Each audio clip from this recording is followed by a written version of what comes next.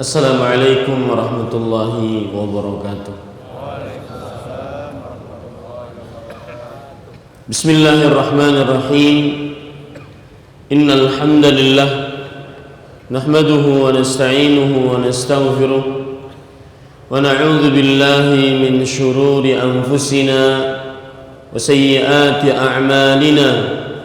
Man yahdihillahu fala mudilla lahu ومن يضلل فلا هادي له وأشهد أن لا إله إلا الله وحده لا شريك له وأشهد أن محمدا عبده ورسوله.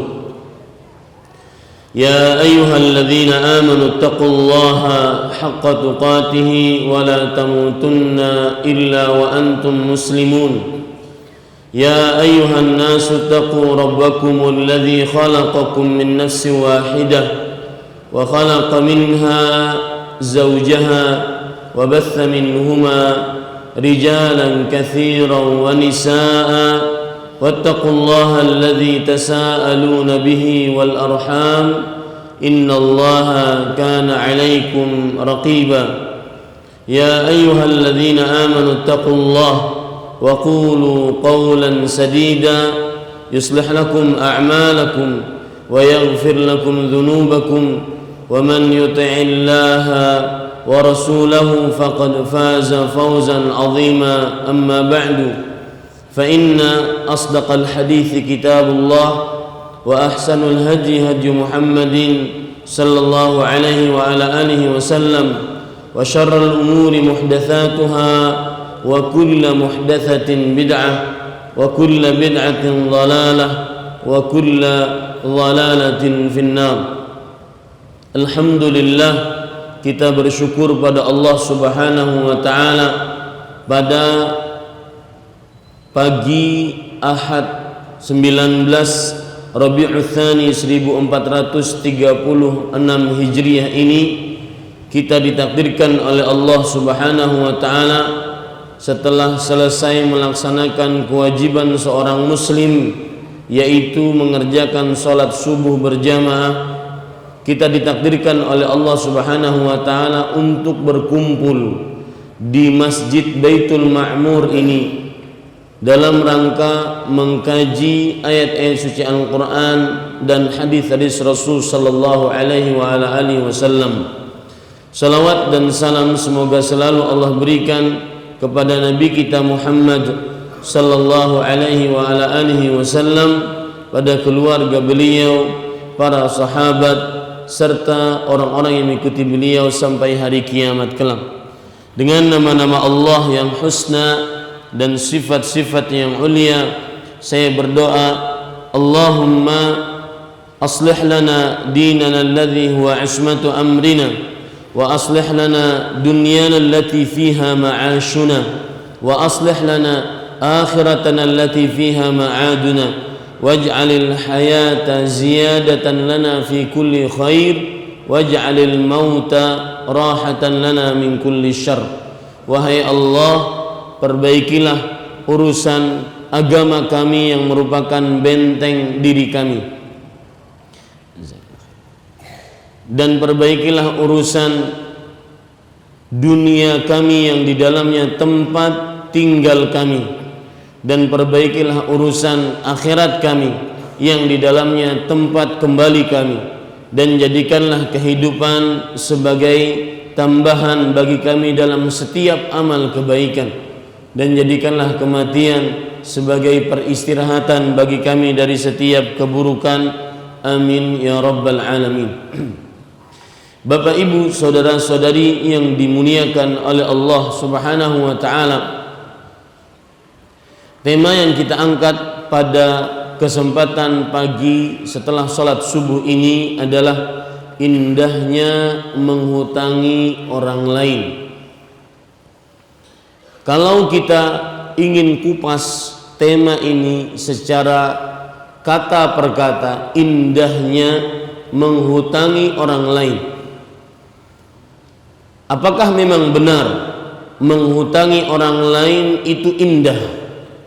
Bukankah ketika kita menghutangi orang lain maka kita mengeluarkan uang, kita mengeluarkan harta yang nantinya harta tersebut akan tertahan pada orang tersebut untuk beberapa saat.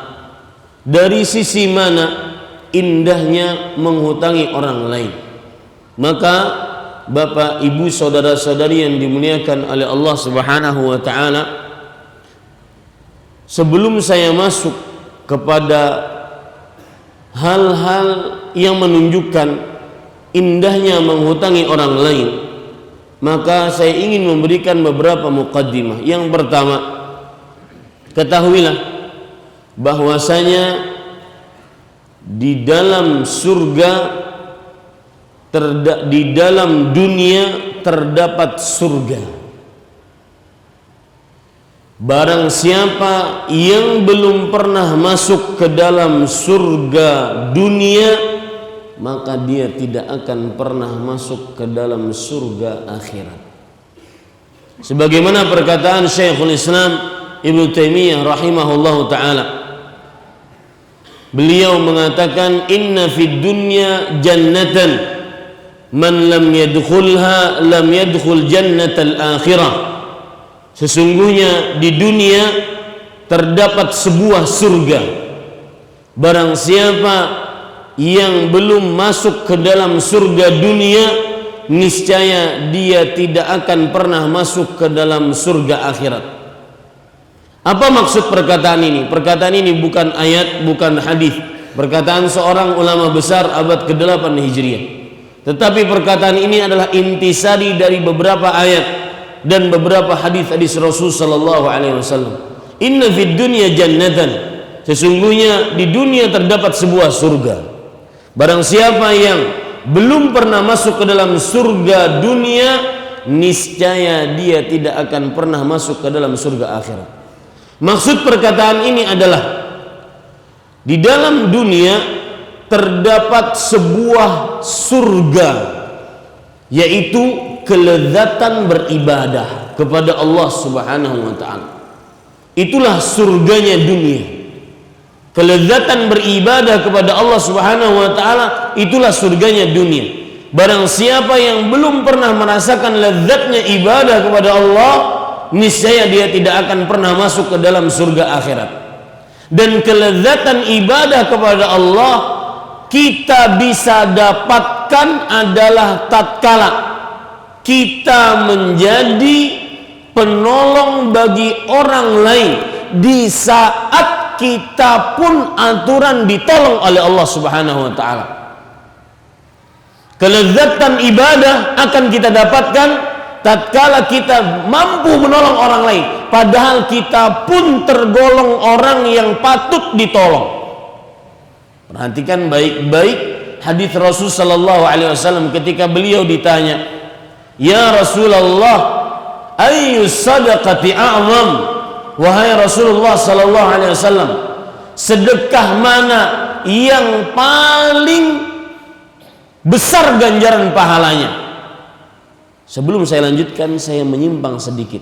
Bapak Ibu, saudara-saudari yang dimuliakan oleh Allah, ketahuilah gaya hidup para sahabat Nabi radhiyallahu anhum, yang mana akhirnya dengan gaya hidup ini para sahabat mendapatkan ridha Allah.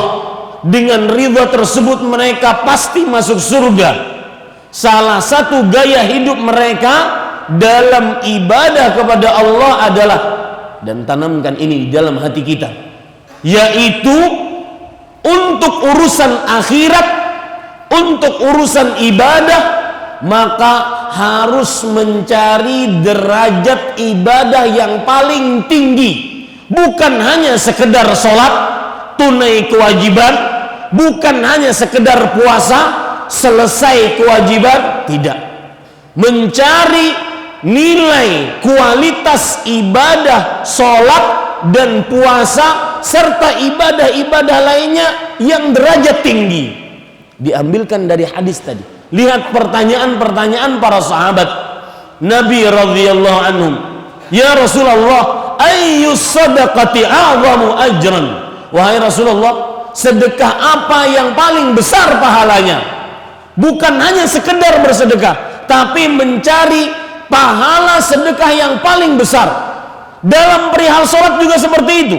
Lihat hadis riwayat Imam Ahmad, Nabi Muhammad sallallahu alaihi wasallam bersabda, "Innar rajula la yusalli wa ma kutiba min salatihi illa ushruha aw thus'uha aw thumunuha aw sub'uha sudusuha khumusuha rubu'uha thuluthuha nisfuha." Sesungguhnya seseorang salat, tidaklah dia dituliskan pahala salatnya kecuali 1/10, 1/9, 1/8, 1/7, 1/6, 1/5, 1/4, 1/3, setengah. Berbeda-beda sholatnya. Imamnya satu, masjidnya Baitul Ma'mur, sholatnya sama, gerakannya sama. Si fulan dapat setengah dari pahala sholatnya, si fulan dapat hanya 1/10 dari pahala sholatnya. Gaya hidup para sahabat sehingga mereka mendapatkan ridha Allah, radhiyallahu anhum wa radu an.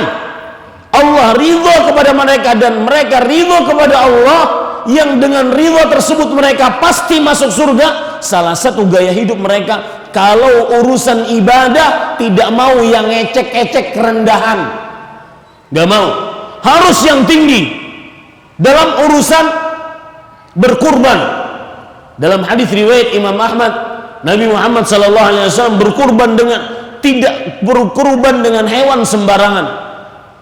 Abu Hurairah radhiyallahu anhu meriwayatkan, "Dhahan Nabiy sallallahu alaihi wasallam bikabshaini amlahaini 'azimaini saminain aqrainaini amlahain."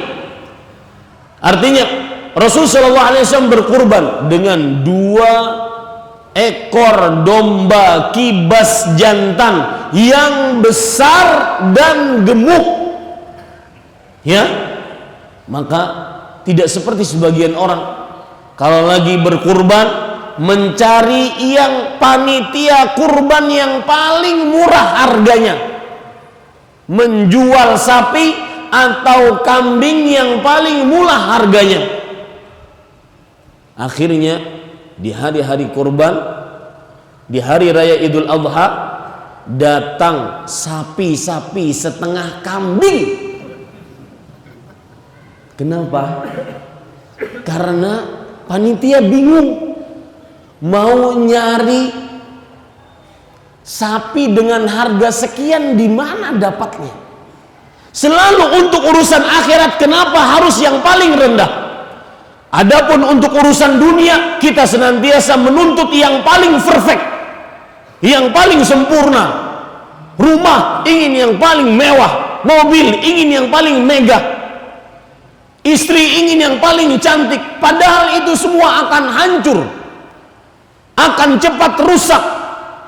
Sedangkan untuk urusan akhirat yang kekal, yang baik, yang terpuji, yang semuanya mendapatkan kekekalan dari Allah Subhanahu wa taala, walal akhiratu khairun wa abqa. Sungguh kehidupan akhirat lebih baik, lebih kekal. Kita senantiasa ingin yang sekedarnya. Contoh nyata,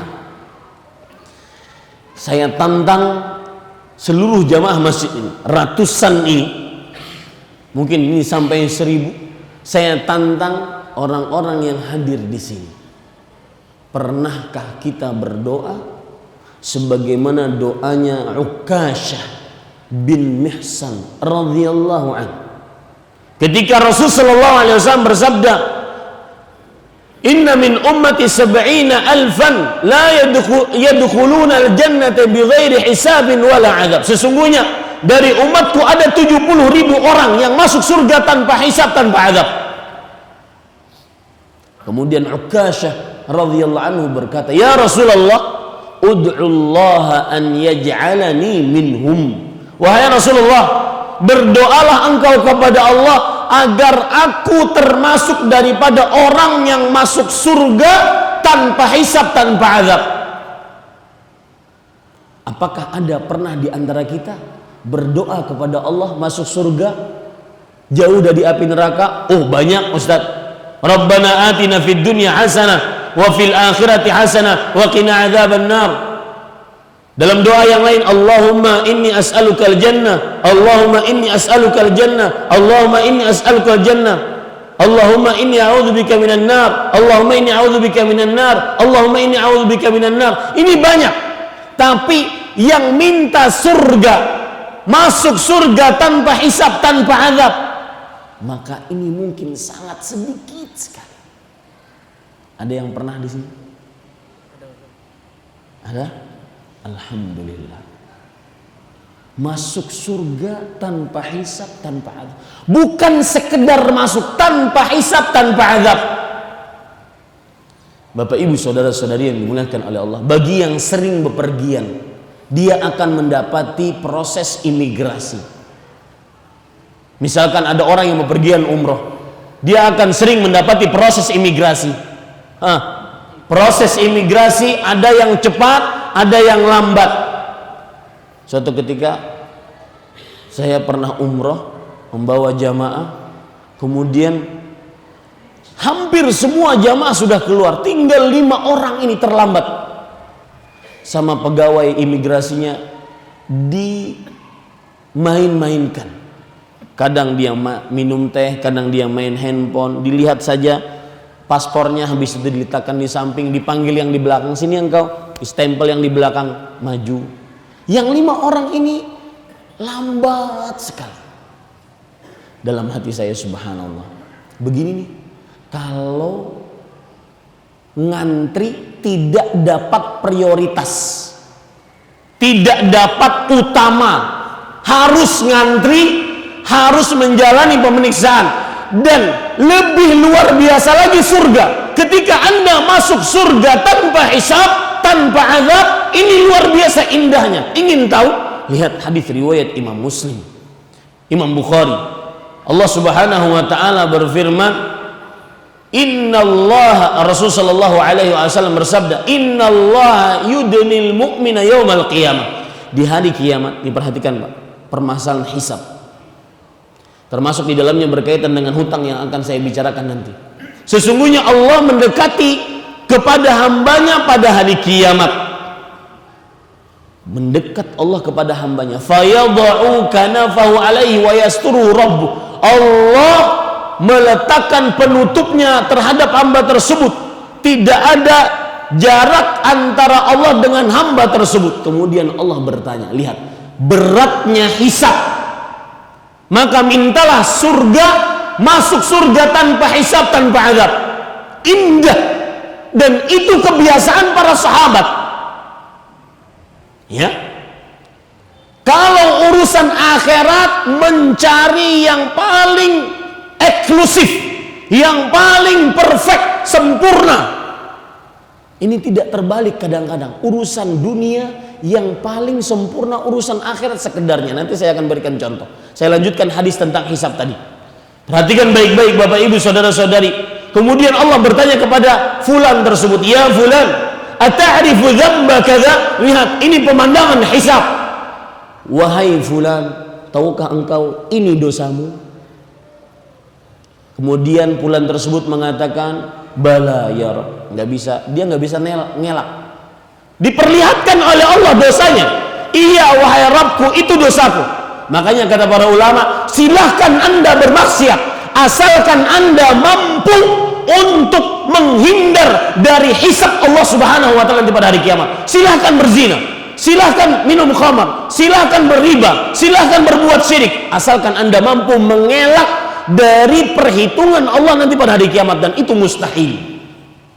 Kemudian, ata'rifu dzamba kadza, ata'rifu dzamba kadza? Tahu enggak kamu ini dosamu, ini dosamu, ini dosamu? Sampai hatta qarrarahu bidzunubihi, sampai dia menetapkan seluruh dosa-dosanya. Wara'a nafsahu annahu halak, dan dia mengira, wah udah binasa ini. Wah, udah ini sekak ster ini, udah habis mati sudah. Pasti hancur, disiksa oleh Allah. Semua dosa diketahui oleh Allah. Maka itu pemandangan hisab. Berat. Bagaimana indahnya kalau masuk surga tanpa hisab, tanpa azab. Begitulah kebiasaan para sahabat. kalau urusan akhirat senantiasa mau yang paling tinggi, yang paling eksklusif, yang paling perfect. Adapun urusan dunia, kebalikan di zaman sekarang. Urusan dunia sebagian orang sekedarnya. Saya pernah di salah satu kota besar di Indonesia. Sebelum Jumat, saya melihat orang.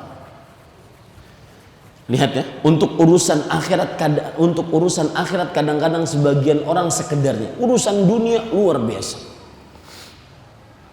Hari Jumat, seorang pemuda pergi sholat Jumat dengan pakaian bagaimana? Lihat, pakai kaos putih oblong, kemudian pakai celana selutut, kemudian pakai sarung. Sarungnya pun diletakkan di atas kepala, persis kayak orang siskamling. Ingin sholat apa ini? Jumat. Ingin sholat yang paling utama dalam sepekan, di hari yang paling utama berdasarkan hadis riwayat Imam Abu Daud. Tidak ada hari yang paling utama dalam sepekan kecuali hari Jumat. Kemudian datang ke masjid, khatib naik ke atas mimbar, dia ngobrol. Pas sudah diiqomahkan sholat, baru turun sarungnya, baru dia pakai, itu pun tidak pakai peci. Itu ingin menghadap Allah sang Khaliqnya yang menciptakannya. Ternyata apa? Kaos oblongnya itu pun ada tulisannya, ngapain lu lihat gua? Subhanallah. Gitu tuh menghadap Allah seperti itu. Coba kalau seandainya kerja, bagaimana dia necisnya?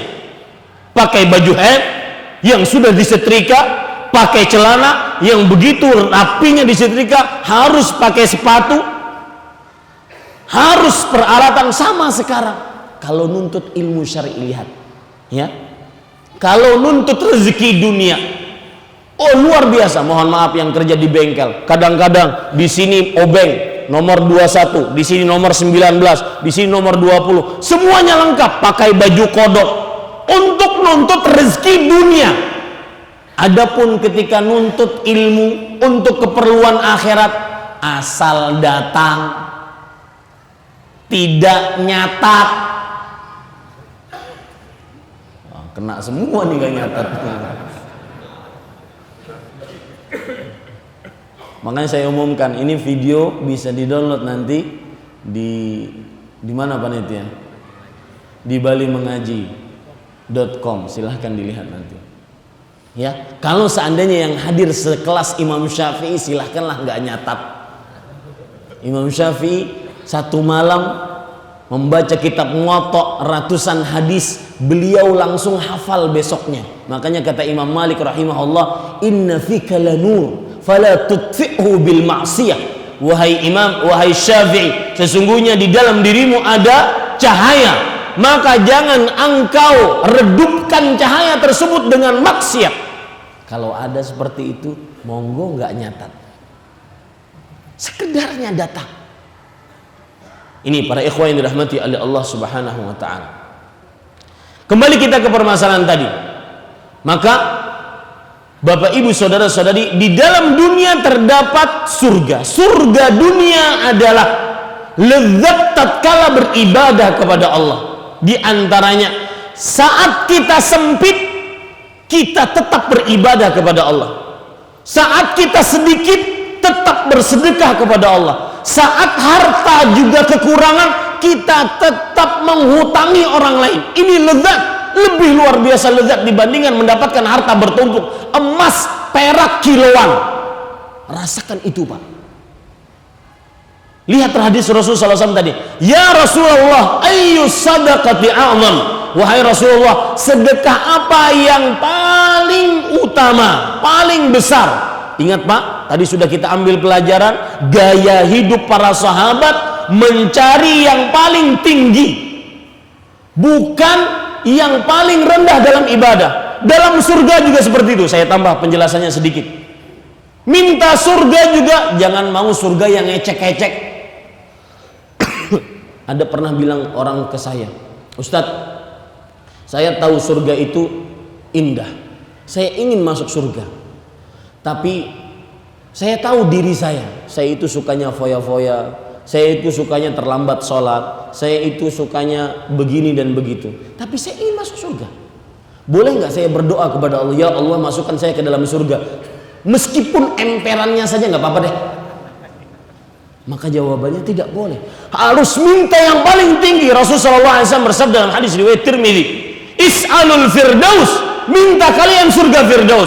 Kenapa wahai Rasulullah minta surga firdaus? Al firdaus a'lal jannah, firdaus adalah surga yang paling tinggi. Jadi harus punya optimisme untuk masuk surga, dan masuk surga bukan sekedar surga yang paling tinggi. Ini urusan akhirat harus seperti ini. Rubah cara berpikir kita. Kalau urusan akhirat harus yang paling besar, harus yang paling perfect, bukan sekedar memenuhi kewajiban. Kemudian kita lanjutkan. Rasulullah SAW menjawab pertanyaan tadi, sedekah mana yang paling besar pahalanya? Beliau mengatakan juhdun muqil, hadis riwayat Imam Abu Daud. Artinya sedekah yang dikeluarkan tatkala sedikitnya harta dan dalam keadaan kita pun kesusahan dalam harta. Itulah lezatnya ibadah. Di sini lezatnya ibadah, di sini surga dunia. Di sini pula kita kaitkan dengan perkara hutang, menghutangi orang lain. Indah menghutangi orang lain dari sisi mana? Tatkala kita mengeluarkan. Dan Bapak Ibu saudara-saudari yang dimuliakan oleh Allah Subhanahu wa taala, kalau Anda masih ragu-ragu menyedekahkan harta di jalan Allah, maka sebenarnya kita sadari atau kita tidak sadari, kita sedang tidak terlalu yakin dengan janji-janji Allah. Saya ulangi, kalau Anda masih ragu-ragu menghutangi orang lain, atau nanti saya akan bahas tentang indahnya menghutangi orang lain, kalau Anda masih ragu-ragu menunda pembayaran orang yang sulit bayar hutang, atau kalau Anda masih ragu-ragu untuk membebaskan orang yang berhutang kepada kita, maka sebenarnya dalam hati kita ada semacam kekurang yakinan tentang janji-janji Allah bagi orang yang menghutangi. Kekurang yakinan tentang janji-janji Allah Subhanahu wa taala bagi orang yang menghutangi. Perhatikan sekarang Bapak Ibu saudara-saudari yang dimuliakan oleh Allah Subhanahu wa taala, janji-janji Allah bagi orang yang menghutangi. Dan saya berharap akan terulang lagi kejadian ketika saya mengisi di Jakarta tentang masalah ini. Mudah-mudahan pun terjadi kejadian yang sama. Saya ingin mendapatkan SMS gembira yang mengabarkan, Ustadz, alhamdulillah, dengan kajian yang saya dengar, saya sudah membebaskan hutang orang lain. Berarti sekarang ini saya sedang ngompor-ngomporin Bapak Ibu sekalian untuk membebaskan hutang orang lain. Yang pertama, indahnya menghutangi orang lain. Rasulullah SAW bersabda dalam hadis riwayat Imam At-Tayalisi dari Abdullah bin Mas'ud radhiyallahu anhu, kullu qardhin sadaqah. Setiap hutangan, piutang yang kita berikan itu disebut sebagai sedekah. Saya tidak yakin ada orang kaya manapun mampu bersedekah setiap hari satu dalam jumlah yang banyak dan itu bisa didapatkan dengan cara menghutangi orang lain. Apa maksud hadis ini? Kullu qardhin sadaqah. Setiap hutangan yang kita berikan kepada orang lain, maka itu dianggap sedekah. Kalau saya menghutangi Bapak 500.000, berarti selama hutang tersebut belum dibayar, berarti saya dinamakan orang yang apa Pak? Bersedekah setiap harinya. Ada kira-kira orang yang bersedekah 500.000 per hari? Orang kaya mana saya jarang bersedekah seperti ini. Ada. Siapa mereka? Orang yang menghutangi orang lain. Ini sisi indahnya menghutangi orang lain yang pertama. Setiap piutang yang kita berikan kepada orang lain, maka itu dianggap sebagai pahala sedekah. Cuma Pak, sebagian orang sulit mengeluarkan ini. Ya, saya sebutkan saja secara detail. Misalkan, contoh, ada kerabat kita datang.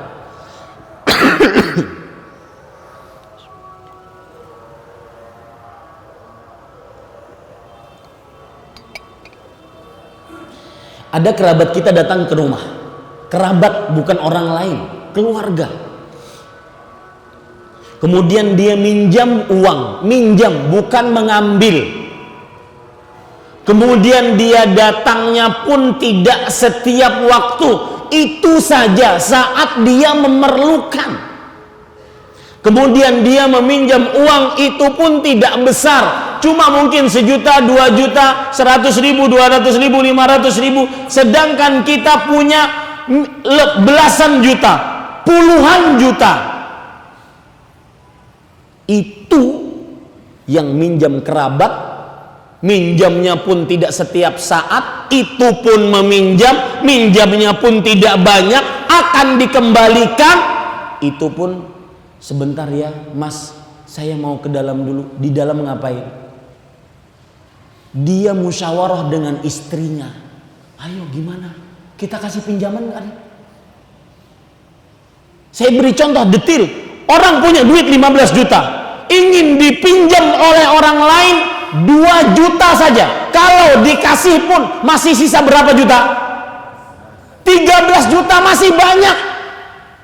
Ini dipinjami, pinjamnya pun tidak setiap hari, yang minjam pun kerabat, itu pun meminjam bukan meminta.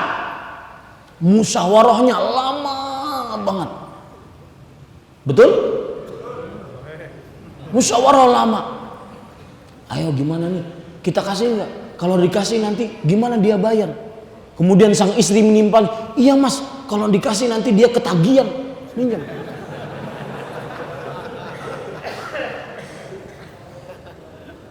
Sering seperti itu. Jujur saja kita dengan diri kita. Coba lihat. Itu urusan akhirat, seperti itu manusia.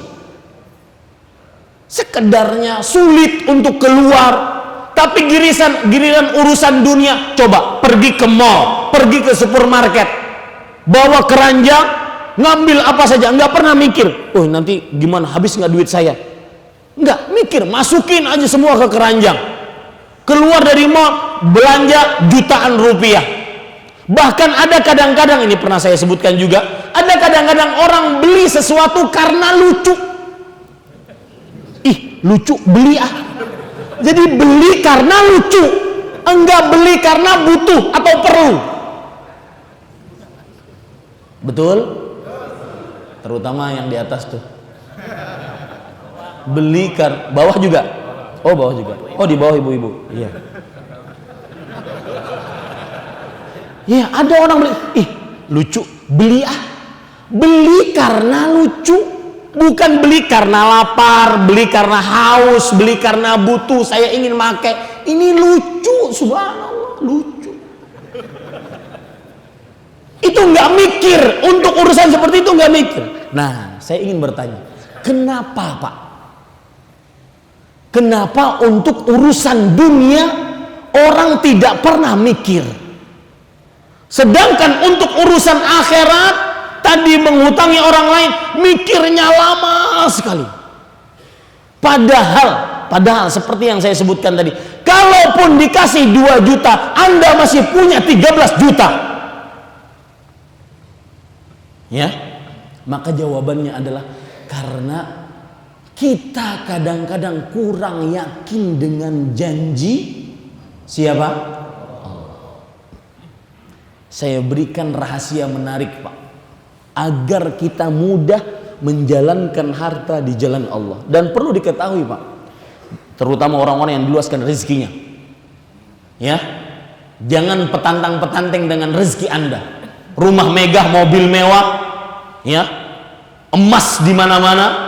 Saya pernah melihat ibu-ibu memakai emas, tahu Pak, dari mulai sini ke sini dipakai semua. Subhanallah, saya bilang, ya, ini kalau seandainya tahu hakikat harta sebenarnya adalah yang dijalankan di jalan Allah. Adapun yang rumah Anda tinggali sekarang, mobil yang Anda naiki sekarang, harta yang Anda simpan, yang paling hafal Anda warnanya. Apa warnanya, Pak? Merah. Bis itu kuning. Bis itu, ya, hafal kan? Paling hafal. Itu kapan kita mati, maka itu bukan milik kita. Yang milik kita mana? Yang kita jalankan di jalan Allah. Rasulullah SAW bersabda, yaqulu ibnu Adam mali.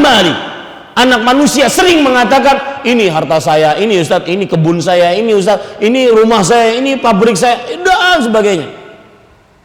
Ya, padahal kata Rasulullah SAW, ya bani Adam, malaka min malik illa, wahai anak manusia, kamu tidak punya harta kecuali, nih fungsi harta 3, illa ma akalta fa afnai,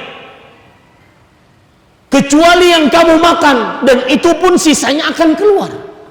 Au labista, fungsi yang kedua, au labista, atau yang kamu pakai, pakaian, rumah, alat transportasi yang dipakai, fa'ablait, itu pun akan hancur.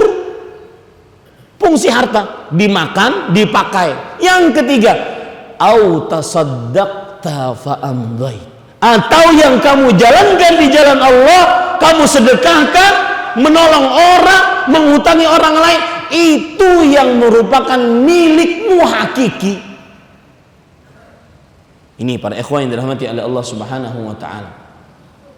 Kembali kita ke permasalahan tadi. Saya ingin menyebutkan sebuah tips tadi. Kenapa seorang kalau urusan dunia, beli sesuatu, bahkan kadang-kadang kalau pergi ke luar negeri atau luar negeri. Nah, itu saya sudah kesal tuh. Ya. Kalau datang ke luar negeri atau luar negeri sampai ke Denpasar, Bali, melihat orang-orang yang ada di Bali, ya cuma sampai Bali, Amerika, Eropa, cuma sampai, apalagi saya yang di pedalaman Banjarmasin, kampung. Nih Amerika, Eropa, padahal yang di sana dilihat cuma apa? Aurat, betul? Ya, itu kalau ingin pelesiran ke luar negeri, itu lebih dari apa? Kadang-kadang mengeluarkan dolar, ribuan dolar, puluhan juta, nggak mikir. Tapi giliran ada yang meminjam uang 500.000, mikirnya lama. Sebentar ya Pak, saya masuk ke dalam dulu, musyawarah dengan istri 3 jam sampai ditinggal oleh si fulan tersebut yang ingin ngutang. Saya pulang dulu Pak, silakan musyawarah dulu deh. Allah. Ya, apa rahasianya? Kenapa sampai begitu berat? Ternyata, perhatikan. Silahkan cek di dalam Al-Quran, surat Al-Baqarah ayat 254. Allah Subhanahu wa taala berfirman, ya ayyuhalladzina amanu anfiqu mimma razaqnakum min qabli an ya'tiya ahadukumul anfiqu mimma razaqnakum min qabli an ya'tiya ahadakumul maut Wahai orang-orang yang beriman, sedekahkanlah harta kalian sebelum tidak ada qullatu wala syafa'ah wal kafiruna humudz zalimun. Tidak ada pertemanan nantinya di hari kiamat, tidak ada syafaat. Sedekahkan harta kalian. Lihat di sini perintah Allah Subhanahu wa taala untuk bersedekah. Perintah bersedekah, menghutangi orang lain atau mensedekahkan di jalan Allah Subhanahu wa taala harta, ini akan terasa berat kalau kita tidak meyakini benar-benar kuasa Allah. Makanya setelah surat Al-Baqarah ayat 254, Allah menyebutkan ayat kursi, ayat 255. Allahu la ilaha illa huwal hayyul qayyum. Kenapa disebutkan ayat kursi? Apa hubungan sedekah dengan ayat kursi? Kemudian setelah itu Allah Subhanahu wa taala menyebutkan cerita Nabi Ibrahim yang menunjukkan kuasa Allah. Kata Nabi Ibrahim, Allah Subhanahu wa taala mampu mendatangkan matahari dari barat. Ayo kalian orang-orang kafir, datangkan matahari dari timur. Kemudian Allah menceritakan tentang kuasanya lagi, bahwasanya Allah bisa menghidupkan yang mati. Kemudian Allah menceritakan kuasanya lagi tentang Nabi Ibrahim yang minta diperlihatkan oleh Allah bagaimana menghidupkan yang mati. Ya Rabbi arini kaifa tuhyil maut. Wahai Rabbku, tunjukkan kepadaku bagaimana engkau bisa menghidupkan yang mati. Bapak ibu saudara-saudari, semua cerita ini setelah ayat sedekah adalah tujuannya ingin menjelaskan kepada manusia, wahai umat Islam, umat Nabi Muhammad SAW, kapan anda bersedekah, yakinlah Allah Maha Kuasa menggantikan harta anda. Makanya rahasianya ayat sedekah pada ayat surat Al-Baqarah 254. Dari mulai 255 sampai 260, 255, 256, 257, 258, 259, 260, 260, 6 ayat Allah cuma menceritakan tentang kuasanya agar manusia yakin kalau saya sedekah, menghutangi orang lain atau membebaskan hutang orang lain, itu Allah mampu, maha kuasa mengembalikan harta saya. Makanya di ayat 261 Allah kembali menceritakan sedekah. Apa kata Allah? Mathalul ladzina yunfiquna amwalahum fi sabilillah kamathali habbatin ambatat sab'a sanabila fi kulli sumbulatin mi'atu habbah wallahu yudha'ifu liman yasha wallahu wasi'un alim. Allah, perumpamaan orang yang bersedekah maka seperti perumpamaan orang yang menanam satu biji, yang satu biji tersebut akan tumbuh 7 bulir, kemudian dari 7 bulir dilipatkan menjadi 700, dilipatkan lagi tanpa batas, dan Allah maha luas. Lihat, kapan anda mulai malas mengeluarkan sedekah, mulai ragu-ragu, sedekahkan nggak ya, nanti kalau sedekahkan anak bini saya makan apa? Maka jawabannya mudah, makan nasi. Kalau kapan ragu-ragu kita mengutangi orang lain, maka ingat kuasa Allah. Allah maha kuasa. Bismillah. Itu tips agar tidak bakhil, kikir, pelit, medit. Bahasa Balinya apa? Hah? Hah? Pahit. Tips agar tidak pahit adalah yakini kuasa Allah. Catat ini. Tips agar tidak pahit, yakini kuasa Allah. Catat, jadikan status di Facebook. Kesel saya sudah itu.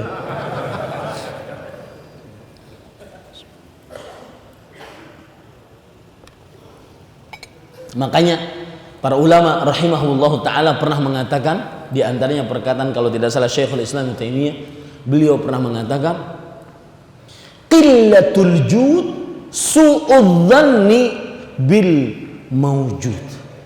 Orang yang bakhil, kikir, pelit, medit, pahit, itu sebenarnya dia sedang bersuudzon, berburuk sangka kepada Allah.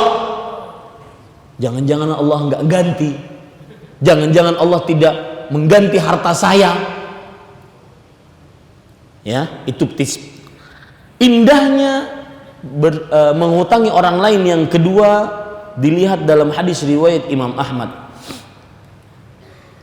dari Abdullah bin Mas'ud radhiyallahu anhu juga, Rasul sallallahu alaihi wasallam bersabda, "Innas salafa yajri majrai syatras sadaqah, majra syatris sadaqah." Sesungguhnya menghutangi orang lain seakan-akan kita mendapatkan pahala setengah dari sedekah. Jadi kalau saya menghutangi 500.000 orang lain, maka berarti berdasarkan hadis ini, dan hadis ini riwayatnya sahih, seakan-akan saya selama belum dibayar hutang tersebut kepada saya berarti bersedekah setiap harinya setengah dari yang saya hutangkan. Berarti berapa? 250.000. Dan saya tidak yakin ada orang kaya manapun yang bersedekah setiap hari 250.000. Betul?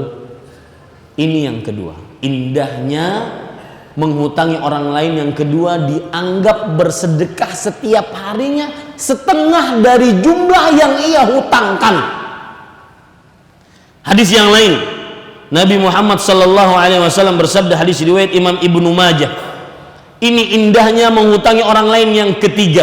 Ma min muslimin yuqridu musliman qardan marratain illa kana ka sadaqatiha marrah.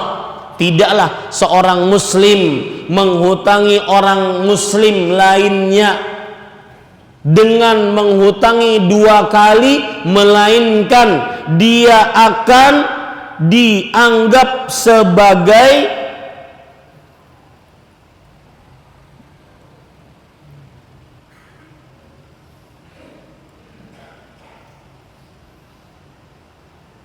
dia akan dianggap sebagai bersedekah sekali. Kalau saya menghutangi sekali orang lain, kemudian kali yang kedua, maka dianggap sebagai bersedekah sekali.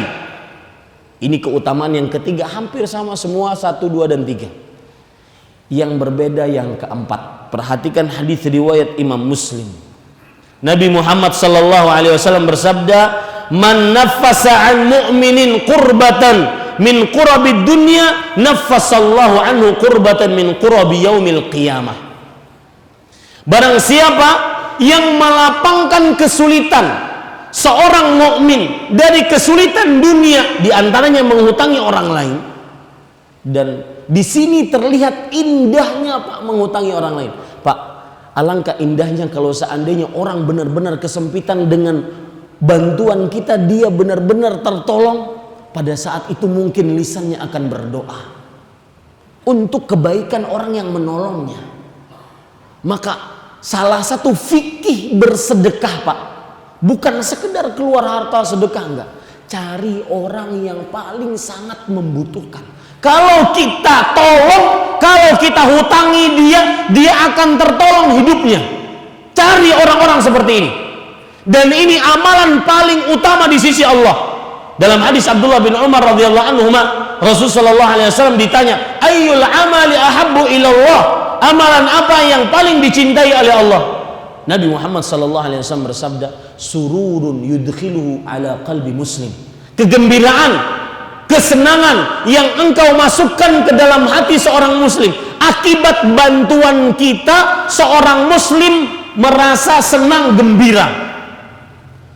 Sama, mungkin sama, saya bersedekah dengan bapak ini, tetapi beliau berkecukupan, dan saya bersedekah dengan orang yang di luar sana, tetapi orang tersebut sangat kelaparan. Sama sedekah, tetapi pahalanya beda. Yang di sana benar-benar merasa tertolong. Maka cari Pak yang seperti ini. Barang siapa yang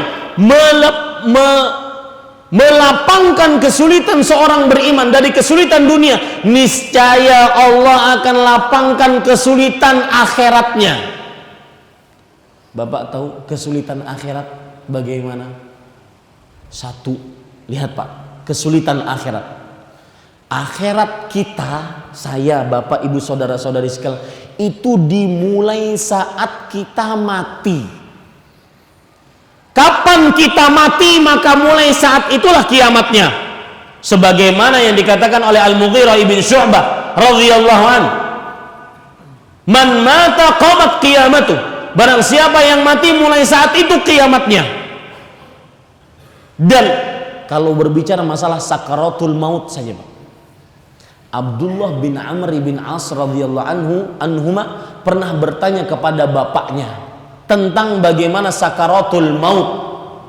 Ya abati, wahai bapakku, kaifa sakaratul maut? Bapaknya sedang sekarat, dia tanya, rasa sekarat yang kamu rasakan gimana wahai bapakku? Ini subhanallah, anaknya ini bukannya malah ya, tetapi itulah para sahabat Nabi radhiyallahu anhu.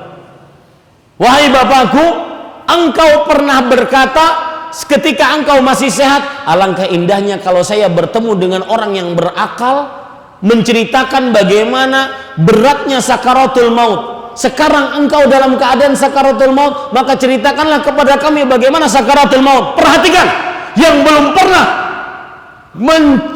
mengetahui tentang beratnya sakaratul maut, bahkan yang belum pernah mengingat mati, ingatnya cuma hidup rupiah dolar, hidup rupiah dolar, seakan-akan gak pernah mati. Perhatikan hadis ini. Ini riwayat disebutkan oleh Imam Al-Qurtubi dalam kitabnya At-Tadhkirah bi ahwalil mauta wa umuril akhirah. Kata sahabat Abdullah bin Amr bin As radhiyallahu anhu, bagaimana kematian, bagaimana sakaratul maut. Dan bagi orang yang melapangkan orang lain, menghutangi orang lain, akan dilapangkan juga ketika sakaratul maut. Beliau mengatakan, ka'anna jambi fitah, seakan-akan tubuhku ini disempitkan. Kemudian Pak, belum selesai itu. Sebelum saya lanjutkan, silahkan nafas Anda dalam-dalam pagi ini. Kata Amr bin As radhiyallahu an, ka'anni atanaffasu min sammi ibrah, seakan-akan aku bernafas dari lubang jarum. Yang belum pernah mengenal kematian, tolong orang agar kita dilapangkan ketika kita dalam keadaan mati, bernapas dalam lubang jarum. Tarik napas dalam-dalam senyaman-nyamannya sekarang, sebelum Anda bernapas dari lubang jarum ketika sakaratul maut. Belum selesai itu. Wa ka'anna ghusna syauqin yamurru min hamati min qadamayya ila hamati, seakan-akan ranting-ranting berduri dijalankan dari kedua telapak kakiku, dipukulkan sampai ke kepalaku. Itu sakaratul maut. Itu sulitnya kesulitan hari kiamat. Siapa yang ingin dilapangkan dari kesulitan hari kiamat, silahkan lapangkan orang ketika dia sulit di dunia. Hutangi orang lain, bebaskan orang lain. Ini Bapak Ibu saudara-saudari yang dimuliakan oleh Allah, itu baru kesulitan pertama. Itu pun tatkala mati. Belum lagi kesulitan dikubur. Rasulullah SAW bersabda, "Ma ra'aitu manzaran qat afdha'a minal qabr." Aku tidak pernah melihat pemandangan yang paling mengerikan kecuali tatkala mayat di dalam kubur. Datang dua malaikat yang besar, hitam kebiru-biruan, melakukan fitnatul qabr, pertanyaan dalam kubur. Dan sebelum itu semua kuburan manusia yudammu dhammah akan dilipatkan, akan disempitkan sampai sesempit-sempitnya, tulang belulangnya menyatu. Siapa yang ingin dilapangkan dari kesulitan ini, maka lapangkanlah orang-orang yang sulit di dunia. Waktunya habis. Sebenarnya materi saya masih panjang. Sebenarnya masih banyak indahnya menghutangi orang lain. Saya sebutkan secara cepat di antaranya. kesulitan akhirat Pak, yaitu berjalan di atas sirat. Semua dari kita akan menjalaninya. Sifat sirat 6. Yang pertama, dahbun, licin, becek, mazillah, menggelincirkan. Yang kedua, ahaddu minas sayf adaqqu minasy-sya'r, lebih tipis dari rambut, lebih tajam dari pedang. Kemudian yang kelima, yaitu fi hafataihi kalalib wa hasak, di samping-sampingnya ada besi-besi bengkok pengait, diperintahkan untuk dikait, orang-orang yang diperintahkan untuk dikait.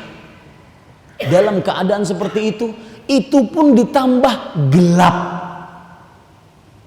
Jembatan yang seperti itu yang semua manusia harus melewatinya, ditambah dengan dalam keadaan gelap. Semua manusia akan diperintahkan berjalan dan mendapatkan cahaya sesuai dengan apa? Bukan bentuk rupa wajah, bukan dengan titel, bukan dengan jabatan, dengan harta, dengan amal. Ya. Nah, ini orang akan dimudahkan jalan di atas sirat yang sifatnya seperti itu kalau seandainya dia melapangkan kesulitan orang lain, diantaranya menghutangi orang lain. Kemudian Bapak Ibu saudara-saudari yang dimuliakan oleh Allah, indahnya menghutangi orang lain yang keempat, yaitu dia seperti memerdekakan budak. Dalam hadis riwayat Imam Tirmidzi, seperti memerdekakan budak. Dan pahala memerdekakan budak, setiap anggota tubuhnya dibebaskan dari api neraka, sampai kemaluannya dibebaskan dari api neraka. Ya, ini yang bisa saya sampaikan. Sebenarnya masih banyak yang lain karena tidak cukup waktunya. Terima kasih atas perhatiannya. Silahkan mungkin jika ingin masuk kepada sesi yang selanjutnya. Wa sallallahu nabiyana Muhammad walhamdulillah rabbil alamin. Assalamualaikum warahmatullahi wabarakatuh. Waalaikumsalam warahmatullahi wabarakatuh. Ustaz, mungkin saya akan menanyakan tadi kalau Ya. saya ini biasa tidak berdiri Ustaz, jadi lebih luas saya harus ngomong. Sekarang sudah berdiri agak jauh. Ustaz, tadi sudah diceritakan permasalahan mendasar dalam memberikan hutang. Bagaimana orang yang berhutang itu tidak mampu mengembalikan. Rata-rata yang saya perhatikan di dalam analisa bank apapun itu selalu berdasarkan bagaimana mereka nanti akan mengembalikan. Nah, ini menyangkut bank-bank yang demikian tentunya tidak akan memberikan hutang pada. Nah, ini sudah terakumulasi pada orang itu sendiri. Bagaimana seorang yang diberi hutang itu tidak bisa mengembalikan? Sedangkan ada hadis kalau tidak salah, agak-agak orang yang punya hutang di dunia akan terhalang masuk surganya. Mungkin bisa dijelaskan cara itu. Iya. Assalamualaikum warahmatullahi wabarakatuh. Waalaikumsalam warahmatullahi wabarakatuh. Mungkin maksud dari pertanyaan Bapak adalah ketika orang berhutang kepada bank, maka bagaimana? Maka jawabannya, meskipun berhutang kepada bank konvensional itu riba dan asal hukumnya haram, karena Rasulullah SAW melaknatnya, la'anallahu akilar riba wa mukilahu wa syahidahi wa katibahu wa qalahu sawa. Allah Subhanahu wa taala melaknat pemakan harta riba dan pemberi makan harta riba, yaitu yang berhutang, dan dua saksinya dan penulisnya. Rasulullah SAW bersabda, semuanya sama, yaitu dapat laknat. Maka meskipun dia berhutang pada instansi yang ribawi, tetap dia harus bayar sampai lunas. Kenapa? Karena itu masih dianggap sebagai hutang. Tetap harus bayar meskipun dengan riba-ribanya. Kemudian ada fatwa ulama kontemporer menyatakan, jika Anda tidak mampu untuk membayar dengan riba-ribanya, maka usahakan bayar pokoknya saja. Hutang pokoknya saja. Kemudian Bapak Ibu saudara-saudari yang dimuliakan oleh Allah, tadi perkataan tadi yang Bapak tanyakan tadi, yaitu orang yang berhutang kalau tidak bayar maka dia tertahan masuk surga, dan itu hadis sahih. Saya kemarin hari Jumat baru pertama datang maghrib di Bali ini. Saya kajian di Masjid Al-Ikhlas di bandara, dekat bandar udara. Di situ saya jelaskan tentang terhina karena hutang.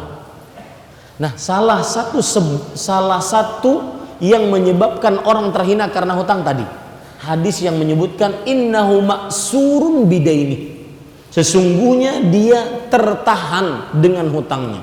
Para ulama menjelaskan ma'sur di sini adalah mahbusun an dukhulil jannah, dia tertahan dari masuk surga. Dan masih banyak yang lain sisi terhinanya karena hutang. Makanya saya katakan agar kita tidak mudah-mudah berhutang, karena tema kita ini sebenarnya ingin mengajak orang yang menghutangi orang lain atau membebaskan hutang orang lain. Adapun kepada orang yang berhutang, jangan mudah-mudah berhutang kecuali dalam keadaan sangat-sangat memerlukan. Karena beratnya permasalahan hutang, salah satu di antaranya yaitu Nabi Muhammad SAW di awal-awal Islam, beliau tidak mau mensalati jenazah yang mempunyai tanggungan hutang. Dalam hadis riwayat Bukhari dari Alqamah dari Salamah ibn Aqwa radhiyallahu anhu, beliau bercerita, anna Nabiy sallallahu alaihi wasallam utiya bi janazah. Beliau didatangkan jenazah. Kemudian setelah itu beliau pasti bertanya, hal alaihi min dain, jenazah ini punya hutang enggak? Kalau kata para sahabat, la, tidak wahai Rasulullah sallallahu alaihi, maka Nabi Muhammad SAW mensolati jenazah tersebut.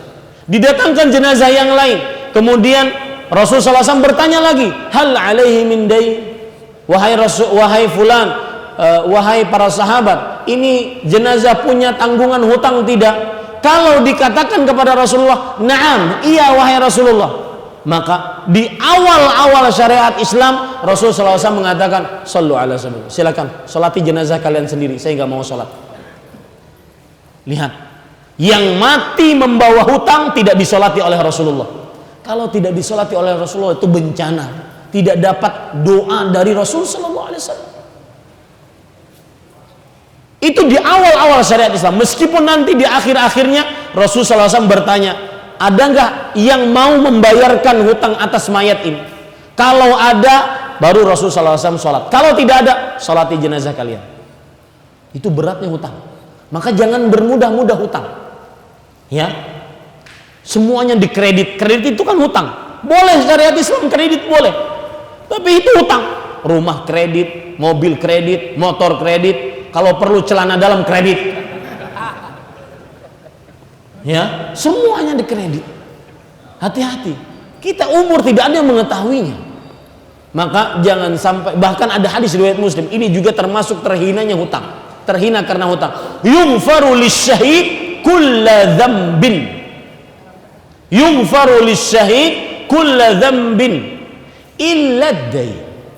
Orang yang mati syahid berjihad di jalan Allah akan diampuni dosanya, seluruh dosa kecuali hutang. Maka berat permasalahan hutang. Dan saya sebutkan di sini Bapak Ibu saudara-saudara sekalian, ya, yang berhutang minta halal sekarang. Lunasi atau minta halal hari ini. Sebagaimana hadis Rasul riwayat Bukhari, "Man kanat lahu mazlamatun li akhihi min irdhihi aw syai'in falyatahallal minhu al-yawm qabla an la yakuna dinarun wala dirham." Barang siapa yang ia mempunyai kezaliman terhadap saudaranya, hutang belum bayar, itu kezaliman. Baik itu dia menzalimi secara harkat martabat atau harta, maka minta halal sekarang sebelum nanti tidak ada emas dan perak. Nggak bisa Pak. Di akhirat kita itu minta maaf nggak bisa. Maafin saya belum bayar hutang, nggak. Yang ada mana pahalamu sih? Ya, ini para ikhwah yang dirahmati oleh Allah Subhanahu Wa Taala. Hati-hati, jangan sampai ya kita bermudah-mudah berhutang. Nanti kalau bermudah-mudah berhutang akan terlilit hutang. kalau sudah terlilit hutang maka nanti akan menjadi orang munafik. Kenapa? Karena Rasulullah SAW bersabda, inna rajula idza gharima haddatsa fa kadzaba wa wa'ada fa akhlaq. Sesungguhnya seseorang kalau terlilit hutang maka kalau dia berkata-kata dusta, kalau janji pasti ingkar janji. Bahkan kadang-kadang ya yang sangat luar biasa, kunci saat tidak mampu bayar hutang dengan dua kata, afwan akhi, maaf saudaraku saya nggak bisa bayar. Nggak bayar. Kalau seandainya kita punya hutang maka harus dibayar. Kak Ustadz, kalau yang menghutangi orang yang menghutangi kita itu sudah meninggal, maka cari keluarganya. Ustadz, keluarganya pindah ke Afrika Selatan, cari di Afrika Selatan. Sebelum Anda bermasalah di akhirat. Ustadz, saya sudah datangi Afrika, saya sudah ubek-ubek Afrika. Ternyata keluarganya pas hari saya datang semuanya meninggal. Maka para ulama memberikan fatwa, bersedekah atas namanya dan banyak-banyak beristighfar untuknya. Itu pun baru inisiatif. Artinya nanti di akhirat Anda akan berhadapan dengan orang yang menghutangi Anda. Orang yang menghutangi Anda mengatakan, sini kita hadap sama Allah dulu, mana pahalamu? Itu inisiatif. Orang ini mengatakan, saya sudah bayar hutangmu dengan sedekah, saya niatkan untukmu, saya beristighfar untukmu. Enggak, mana pahalamu? Inisiatif itu Pak. Kenapa Pak? Karena para ulama mengatakan hukukul adamin mabniyatun alal musyahad. Hak antar manusia di hari kiamat dibangun di atas saling meminta. Kenapa saling meminta? Nggak mungkin orang di hari kiamat memaafkan. Udah ya, saya maafkan, saya selesai urusan. Nggak. Kenapa? Karena dia ingin masuk surga. Masuk surga harus dengan banyak pahala. Kalau dia maafkan berarti dia kehilangan pahala. Ini rahasianya. Maka jangan bermudah-mudah masalah hutang. Ya, ada buku saya judulnya Terhina Karena Hutang. Itu yang kita bahas kemarin Jumat sore habis maghrib. Nah, ada yang lain? Wallahu a'lam. Silahkan.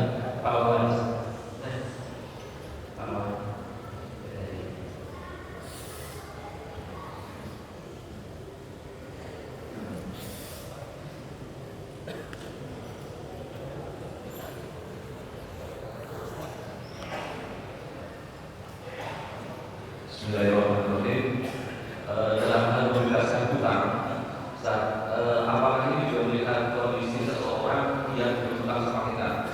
Ini alhamdulillah saya ada 2 piutang dengan seseorang yang kalau saya melihat kondisinya, yang satu jauh lebih baik dari saya kondisinya, artinya kaya, dan yang satu ada kebingungan sih ya. Jadi apakah yang bersangkutan harus datang ke saya untuk kita dikabarkan, atau ya sudah saya sampaikan aja, ya sudah saya kabarkan gitu, atau gimana sih? Iya, bagus pertanyaannya. Maka sebelum saya jawab, saya ingin menyebutkan ini yang tersisa dari kajian sebenarnya, yaitu keindahnya membebaskan hutang orang lain. Sebelum saya sebutkan hadisnya pun saya ingin bercerita. Sebagian orang kadang-kadang pernah pedagang bertanya kepada saya, Ustadz, susah ya menghutangi orang lain tuh, susah nagihnya, susah bayarnya. Maka saya katakan kepada bapak tersebut, Pak, bapak punya rekening di berapa sih di bank? Alhamdulillah Ustaz, ratusan juta. Hutang orang tersebut berapa Pak? 1 juta Ustaz. Ya akhi, bebaskan. Anda punya ratusan juta, Anda punya puluhan juta, bebaskan. Ya, lihat hadis ini. Rasulullah SAW bersabda dalam hadis riwayat Bukhari, kana rajulun min bani Israel, kana tajirun min bani Israel yudayinun nas. Ada seorang pedagang kaya di zaman Bani Israel, beliau sering menghutangi orang lain.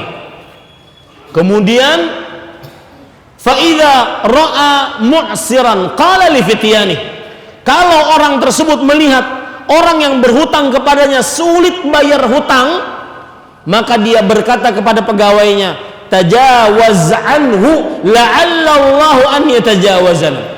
Wahai pegawaiku, orang ini sulit bayar hutang, sudah bebaskan dia, semoga Allah membebaskan kita dari api neraka. Maka kata Rasul sallallahu alaihi wasallam, fatajawazallahu an. Maka Allah Subhanahu wa taala, kata Rasul sallallahu alaihi wasallam, memaafkan dan membebaskan orang tersebut dari api neraka. Ini keutamaan membebaskan orang dari hutang dengan ikhlas, dan tidak hadis tersebut tidak disebutkan bahwasanya dia kaya atau tidak. Yang penting dia sulit bayar hutang, bebaskan. Ya, ada cerita menarik Pak. Cerita ini dari negeri seberang, dari Lombok. Beliau pernah dua mata dengan saya, Ustadz, saya ingin dua mata dengan Ustadz. Berhadap-hadapan, berbicara, curhat. Kemudian beliau mengatakan, boleh nggak saya menagih hutang? Saya bilang boleh Pak. Para sahabat saja jangan Pak, jangan kita biasa. Para sahabat nagih hutang kepada Rasulullah. Boleh, itu hak Bapak. Tapi kalau Bapak ingin keutamaan, bebaskan. Dan beliau saudagar kaya, mungkin saudagar minyak. Saya katakan, bebaskan Pak, selesai. Bapak punya berapa? Ratusan juta, miliar mungkin. Hutangnya berapa? Bebaskan. Tapi itu pun hak Bapak. Iya Ustaz, saya sebenarnya ingin membebaskan. Cuma apa lagi Pak? Sudah bebaskan, selesai. Tapi itu pun hak Bapak. Iya Ustaz, saya ingin membebaskan. Cuma hutangnya lumayan besar. Saya langsung tembak Bapak tersebut. Hutangnya berapa Pak? 10 juta. Bapak punya ratusan juta. Apalagi yang katanya yang berhutang kerabatnya, apalagi kerabat Pak. Keluarga, bukan orang lain. Bebaskan. Jaminannya surga. Itu pun hak Bapak untuk menagih. 50 juta. Bapak punya 1 miliar. Maka iya Ustaz, saya mau bebaskan. Cuma hutangnya lumayan besar. Memang hutangnya berapa Pak? 2 miliar Ustaz. Saya ketika diberitahu tersebut, saya merubah sebentar Pak. Begini ya Pak, saya bilang. Kalau saya jadi Bapak, saya pun mau mikir-mikir dulu. Maka akhirnya saya beri solusi. Saya katakan, Pak, silahkan istikharah, Anda punya Allah Subhanahu wa ta'ala, dan nanti beritahu saya apa keputusan Bapak. Tidak beberapa lama saya ketemu dengan orang tersebut. Beliau mengatakan, Ustadz, saya dapat jawabannya. Apa Pak? 2 miliar untuk Allah Subhanahu wa ta'ala. Itu harta hakiki. Apalagi yang kadang-kadang cuma hutang orang 10.000 dibawa kemana, ke pasar-pasar, kemana-mana. Pak Haji berhutang kepada saya, nggak belum bayar. Berapa hutangnya? 10.000. Ya sih, bebaskan. Kita masih punya puluhan juta, ratusan ribu. Ya, ini para ikhwan sekalian, karena jaminannya surga asalkan kita ikhlas. Maka mungkin pertanyaan tadi dijawab, kalau seandainya orang kaya yang tidak mau bayar hutang. Ini sedikit juga menyimpang sebelum saya jawab. Hati-hati dengan hutang. Penyakit orang berhutang itu malas bayar. Ini buktinya cerita beliau tadi. Dan dalilnya, buktinya itu dalilnya dari saya. Dalilnya hadis riwayat Bukhari. Rasulullah SAW bersabda, matlul ghani zulmun. Menunda-nunda pembayaran dari orang kaya, itu orang yang mampu bayar, itu adalah sebuah kezaliman. Makna tersirat dari hadis ini adalah sifat buruk dari orang yang berhutang pasti nunda-nunda. Meskipun dari orang yang mampu bayar, entar aja. Itu yang terjadi kepada Bapak. Maka meskipun dia orang yang diluaskan rezekinya, kalau Bapak ingin membebaskan, silahkan bebaskan. Kecuali kalau ingin menanamkan nilai edukasi, pendidikan kepada orang yang berhutang, maka katakan kepada dia, tagih dia, agar dia belajar dari hak orang lain harus dikembalikan. Adapun masalah bapak ingin membebaskan, maka ada beberapa cara. Yang pertama, ya sudah, bapak tidak beritahu kepada orang tersebut, sudahlah, tidak, saya bebaskan, selesai. Nggak perlu juga dia datang ke bapak, bapak manggil dia, nggak perlu. Bebaskan karena Allah, sudah selesai urusan dia. Bisa dipahami Pak? Nah, wallahu a'lam. Tapi ingat sekali lagi, kalau kita ingin memberikan nilai edukasi, maka itu lain hal. Kita bisa katakan kepada dia, ayo bayar hutangmu, meskipun di dalam hati kita sudah menghalalkannya. Wallahu a'lam. Nah.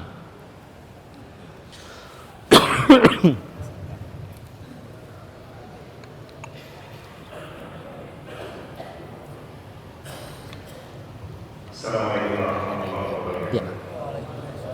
Terima kasih atas waktunya. Menarik sekali kajian ini. Saya ingin mengatakan beberapa pengalaman. Sifat dasar seseorang itu bakhil. Takut miskin, takut tidak makan, takut segala-galanya. Seakan harta itu yang utama. Tujuan utama. Apapun bentuknya, sehingga tidak mudah membangun watak karakter yang melekat dalam itu untuk orang mau bersedekah, sebagaimana membukangi atau membebaskan saudara-saudara yang terlibat. Mudah-mudahan ini salah mau diluruskan. Tapi saya ingin juga mengatakan bagaimana seorang yang miskin itu bersedekah kepada orang yang kaya akhir persenah apa itu. Jadi untuk membangun si kaya itu logika dibalik menjadi seorang yang dermawan dan sejenisnya.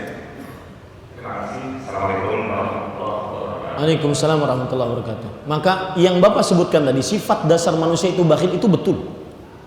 Allah berfirman dalam Al-Quran, wa tuhibbunal mala hubban jamma. Kalian menyukai harta dengan kecintaan yang sangat. Dalam ayat yang lain Allah Subhanahu wa taala berfirman, wa innahu lihubbil khair lasyadid. Sesungguhnya manusia sangat suka terhadap harta. Pak Imam Ibnu Katsir ketika menafsiri ayat ini, kesukaan manusia terhadap harta dari dua sisi. Yang pertama, saking sukanya terhadap harta, kalau dia dapat maka dia tidak mau memberi, bakhil tadi. Yang kedua, saking sukanya terhadap harta, maka dia menghalalkan segala cara untuk mendapatkan harta. Jadi apa yang Bapak sebutkan tadi itu adalah sebuah betul dari Al-Quran. Sifat dasar manusia itu bakhil, kikir, pelit, medit. Makanya saya tadi sebutkan tips agar tidak punya sifat itu, yaitu yakini Allah Maha Kuasa mengganti harta kita. Lihat hadis qudsi, Allah berfirman, ya bani Adam anfiq unfiq alaik. Wahai anak Adam, sedekahkan hartamu, maka aku akan langsung ganti hartamu.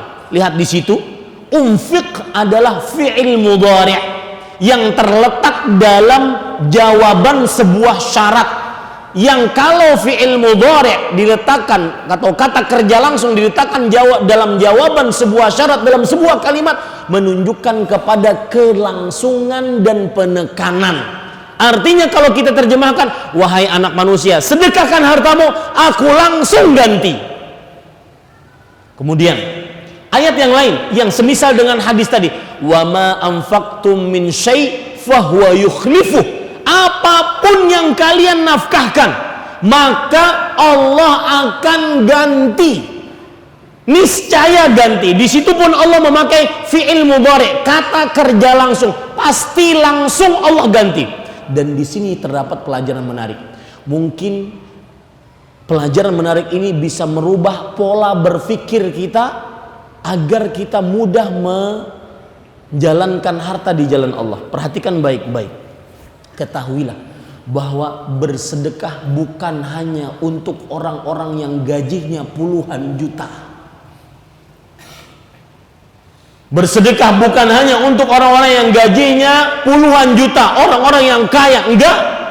Lihat dalam hadis Rasulullah SAW bersabda, "Ittaqun nar walau bisyiqqi tamrah." Bentengi diri kalian dari api neraka walaupun hanya sekedar bersedekah dengan setengah kurma.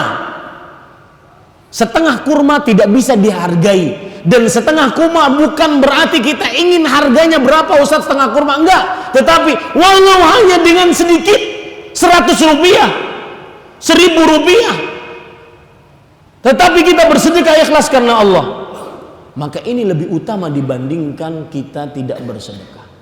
Maka hilangkan dari imajinasi kita bersedekah hanya untuk orang-orang yang kelebihan harta, tidak. Ya, bahkan bagaimana dalam hadis Rasul, salah satu fikih bersedekah adalah, mungkin bisa saya jawab pertanyaan Bapak, bagaimana orang yang bakhil tersebut bisa menjadi dermawan? Dia harus memahami fikih bersedekah. Salah satu fikih bersedekah adalah Rasulullah SAW ketika ditanya, sedekah mana yang paling besar pahalanya? Beliau menjawab, anta saddaqa wa anta sahihun syahihun takhsal faqra wa ta'mulul ghina. Kamu bersedekah dalam keadaan kamu sehat, dalam keadaan kamu mempunyai sifat bakhil, pahit. Karena orang sehat itu biasanya ingin makan apa saja, ingin minum apa saja, akhirnya punya sifat bakhil. Yang ketiga, takut miskin, ingin kaya. Sedekah itu sedekah paling besar pahalanya. Nah, mudah-mudahan tips seperti ini membuat orang yang bakhil, kikir, pelit, medit, pahit itu menjadi mudah bersedekah.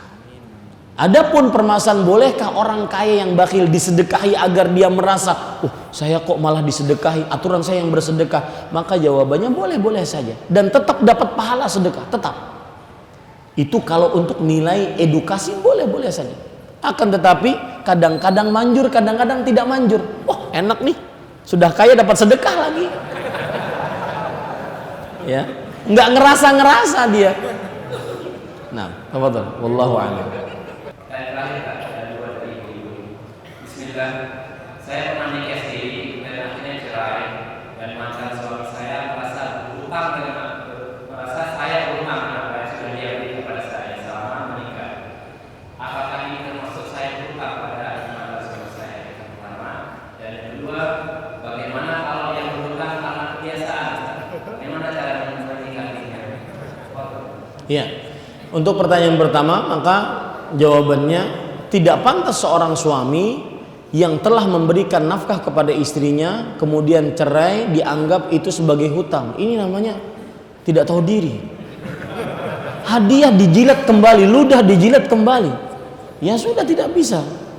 Tidak dinamakan nafkah, tidak dinamakan sebagai hutang kalau sudah bercerai. Ya sudah, itu nafkah.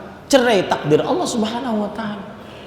Ya, itu satu. Yang kedua, pertanyaan kedua adalah tentang apa tadi?